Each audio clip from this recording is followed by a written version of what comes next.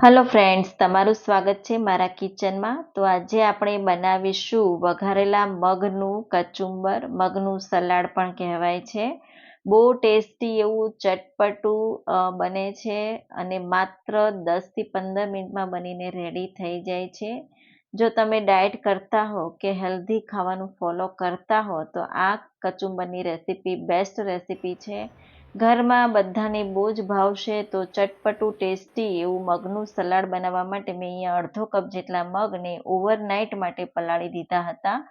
મગમાંથી પાણી સારી રીતે નિતારી લઈશું અને હવે મગ માટેનું સલાડ આપણે કટ કરી લઈએ. તો મેં અહીંયા ડુંગળી લીધી છે, કાકડી લીધી છે, ટામેટું લીધું છે, બધું ઝીણું ઝીણું ચોપ કરી લઈશું. હવે મગનો વઘાર કરવા માટે એક કુકર લઈશું. કુકરમાં 1 ટીસ્પૂન જેટલું ઘી ઉમેરી દઈશું. ઘી ગરમ થાય એટલે જીરું ઉમેરી દઈશું, સાથે ચોપ કરેલું આદુ, મીઠા લીમડાના પાન અને 2 થી 3 લીલા મરચાં ઝીણા કટ કરીને ઉમેરી દઈશું.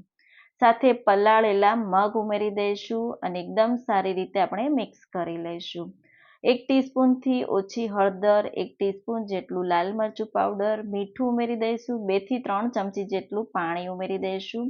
મગમાં પાણી બચે નહીં એનું ખાસ ધ્યાન રાખવાનું. માત્ર 2 વિસલ કરવાની છે. 2 વિસલ પછી તમે જોઈ શકો છો એકદમ કોરા અને ચટપટા મગ બફાઈ ગયા છે, રેડી થઈ ગયા છે. હવે આપણે બાઉલમાં સર્વ કરી લઈએ.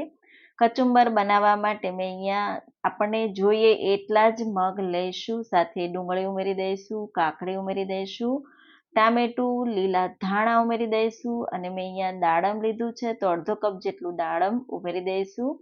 1 મોટી ચમચી ધાણા જીરું પાવડર, સ્વાદ પ્રમાણે મીઠું, આમચૂર પાવડર, સાથે ચાટ મસાલો અને 1 ટીસ્પૂનથી ઓછી ખાંડ અને લીંબુનો રસ નીચોવી એકદમ સારી રીતે મિક્સ કરી દઈશું.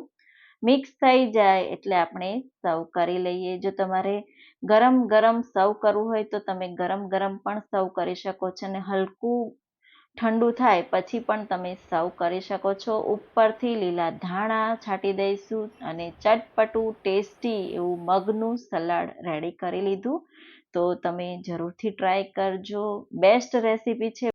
જો તમને મારી આ કચુંબરની રેસીપી ગમી હોય તો લાઈક કરજો, શેર કરજો, સબસ્ક્રાઈબ કરજો અને બાજુમાં આપેલી ઘંટડી દબાવજો જેથી નવી નવી રેસીપીના નોટિફિકેશન આવે. આવજો.